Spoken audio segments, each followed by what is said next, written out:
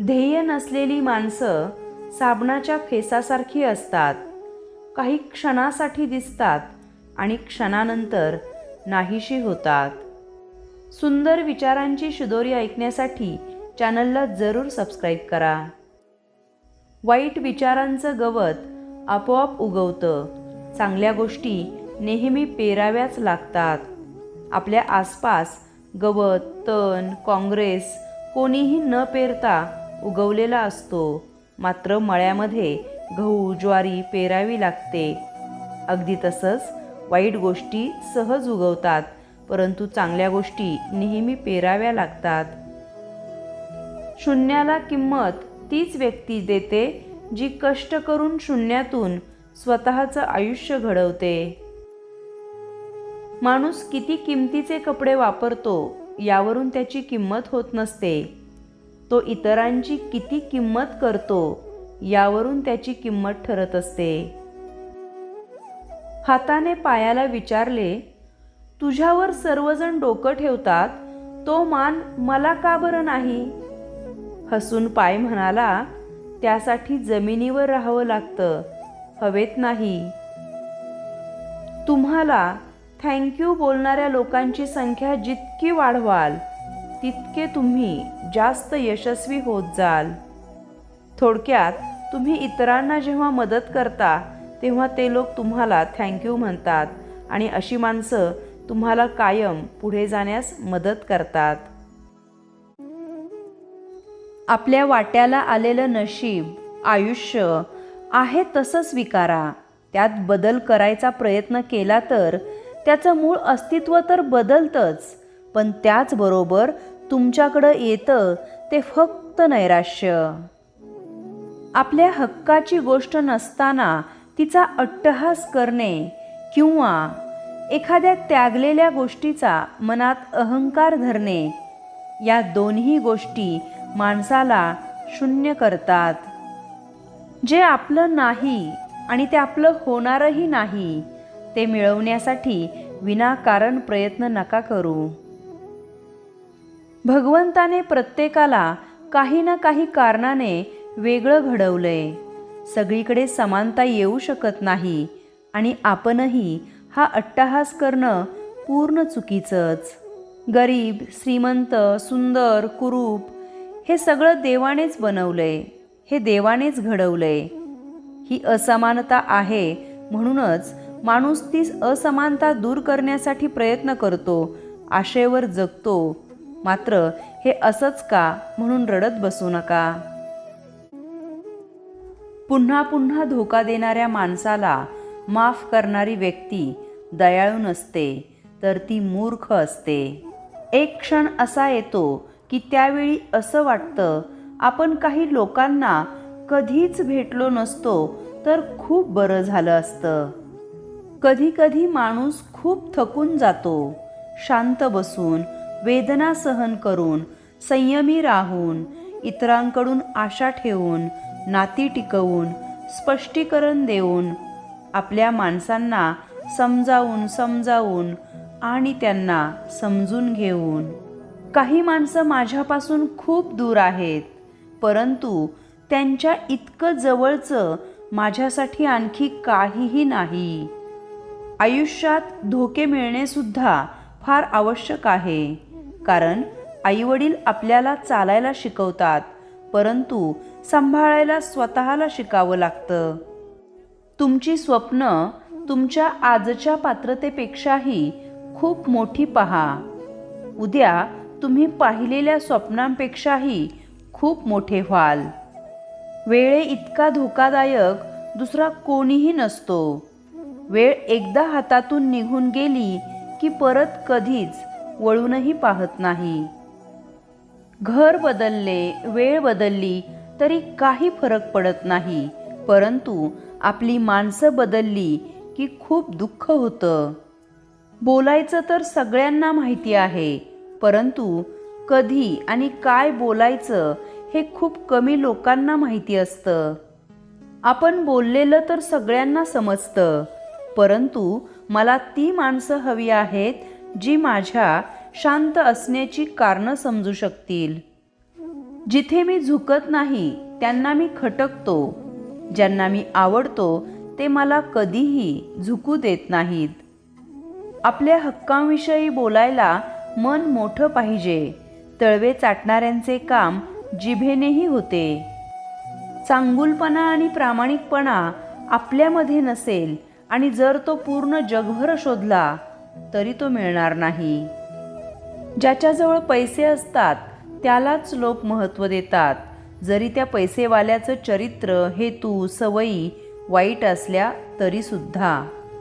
या जीवनात जगण्यापेक्षा मरण्याचे क्षण पुन्हा पुन्हा येतील, तरीसुद्धा तुम्हाला जगून दाखवायचं आहे. या जगाला थोडासा ॲटिट्यूडही दाखवा.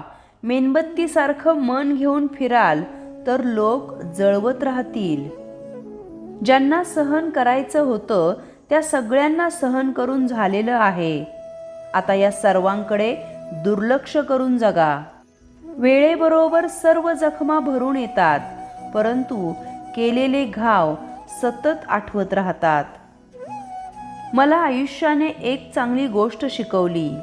आपले स्पष्टीकरण फक्त तिथेच द्या जिथे ऐकून घेणारा लक्ष देऊन ऐकतो. जे आपल्याला चुकीचे ठरवतात त्यांना स्पष्टीकरण देणे म्हणजे स्वतःच्याच नजरेतून स्वतःला उतरवून घेणं. मी त्या रस्त्यानेही एकटाच चाललो ज्या रस्त्यावर मला माणसांची, सोबतीची खूप गरज होती. अपमानाचे उत्तर देताना समोरच्याचा खूप मान ठेवून उत्तर द्या. ते ऐकून त्याला स्वतःची लाज वाटली पाहिजे. प्रकाश आला की अंधार निघून जातो, हवा आली की उष्णता निघून जाते. त्याचप्रमाणे चांगले विचार आले की वाईट विचार आपोआप निघून जातात. लहानपणी ज्या गोष्टी हव्याशा वाटतात, ज्या गोष्टींचं नवल वाटतं, मोठेपणी त्या गोष्टींवर हसू येतं. आठवून बघा तुम्ही काय काय पराक्रम केलाय तो. जगायचं असेल तर त्रास हा सहन करावाच लागेल, नाहीतर मेल्यानंतर आगीची वेदना पण लक्षात येत नाही. मदत करणाऱ्या हातांची ओंजळ देव कधीच रिकामी ठेवत नाही. ज्यांचा मास्टरमाइंड श्रीकृष्ण आहे त्यांच्या नादाला लागू नये, कारण 100 एकही वाचला नाही आणि 5 एकालाही धक्का लागला नाही. आपल्याजवळ किती आहे हे महत्त्वाचं नाही, त्यातील कामाचे किती आहेत हे खूप महत्त्वाचं असतं. कोणतीही गोष्ट किती प्रमाणात आपल्याजवळ आहे हे महत्त्वाचं नसतं, त्यातील आपल्या उपयोगाचं किती आहे हे जास्त महत्त्वाचं असतं. जग बदलण्याच्या भानगडीत न पडता आयुष्य जगण्याच्या भानगडीत पडा. पुढचा माणूस असाच का वागतो, तसाच का बोलतो, अशा फालतू प्रश्नांवर विचार करू नका.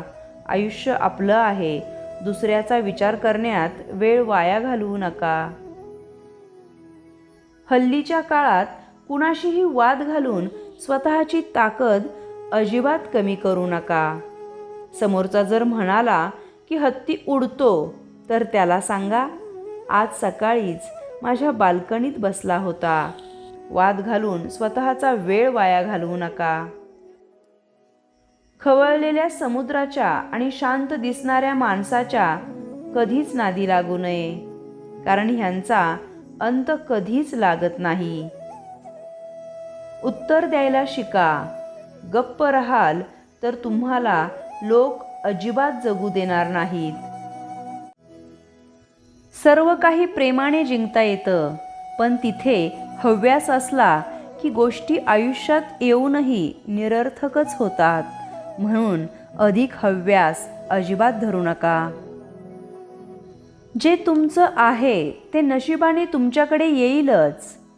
हव्यासाने मात्र जे जवळ आहेत तेही गमावून बसाल.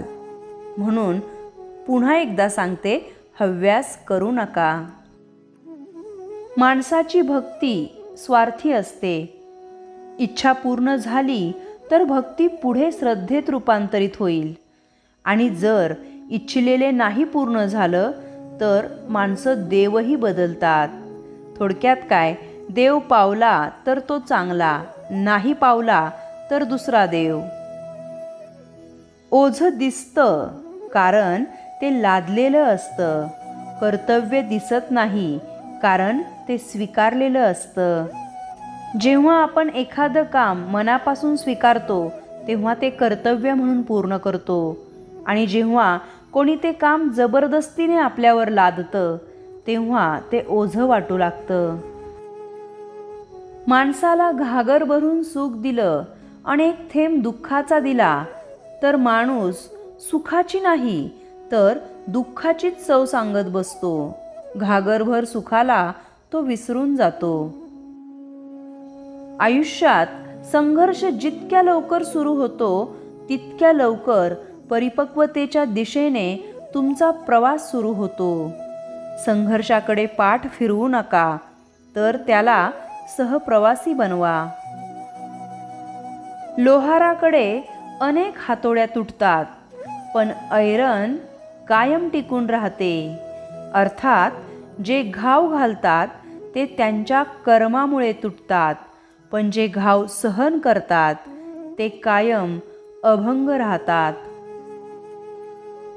डोळे बंद केले म्हणून संकट जात नाही, आणि संकट आल्याशिवाय आपले डोळे उघडत नाहीत. राग आल्यावर थोडं थांबलं आणि चूक झाल्यावर थोडं नमलं तर जगातल्या सर्व समस्या दूर होतात. जर मधासारखा गोड परिणाम पाहिजे असेल तर मधमाशीसारखे एकत्र राहणे आवश्यक आहे. कुटुंबात, समाजात एक होऊन राहूया. खूप कमावून गमावण्यापेक्षा मोजके कमावून जतन करणे महत्त्वाचे आहे, मग तो पैसा असो की माणसे. मुलगा आईवडिलांपेक्षा जास्त कमवायला लागला की तो पैशापुढेही आपले आईवडील आहेत हे विसरलेला असतो. माझ्याशिवाय कोणाचेही काम होणार नाही हा विचार कधीच करू नका, कारण पत्त्यामधील बादशहा हरवला तर माणसं जोकरला बादशहा बनवतात. संसाराची झोळी कितीही फाटकी असली तरी जोपर्यंत सुईला धाग्याची साथ असते तोपर्यंत झोळीचे अस्तित्व शाबूत असते. थोडक्यात काय, जवळ पैसा जरी नसला तरी नवरा बायकोची एकमेकांना साथ असली तर संसार टिकून राहतो. जिंकल्यावर शाबासकी देणाऱ्या हातांपेक्षा मैदानात उतरायच्या आधी विश्वासाने पाठीवर ठेवलेला एक हात खूप किमती असतो. जिंकल्यावर सगळेच येतात कौतुक करायला, परंतु मैदानात उतरण्याआधी तुम्हाला जे धीर देतात, पाठबळ देतात, ती माणसं अधिक महत्त्वाची असतात. माणूस सिंहासोबत राहत नाही तरीही तो इतका क्रूर आहे. तुम्ही एखादं काम करत असताना खूप शांततेत करा. लोकांना फक्त त्याचा रिझल्ट दाखवा. ज्याला तुम्ही अधिक घाबरता देव त्यांना तुम्हाला सामोरं जायलाच लावतो. देव आपल्याला देणारच ही आशा कधीही सोडू नका, आणि जगाकडून कधीही कोणतीही अपेक्षा ठेवू नका. माणसं म्हणतात तुम्ही एकटे राहून कधीही सुखी होऊ शकत नाही, परंतु मला असं वाटतं एकटेपणाच आपल्याला आयुष्य जगण्याचा खरा अर्थ शिकवतो. कोण म्हणतं जसा संग तसा रंग. माणूस कोल्ह्याबरोबर राहत नाही तरी तो धूर्त आहे, लांडग्याबरोबर राहत नाही तरी तो लबाड आहे, आणि कुत्र्यांबरोबर राहूनही तो इमानदार नाही. आयुष्य आपल्याला जगण्यासाठी मिळालेलं आहे आणि आपण ते विचार करण्यात घालवतो. जास्त आपलेपणा दाखवणारे लोक एक दिवस आपल्याला ते किती परके आहेत हे दाखवतात.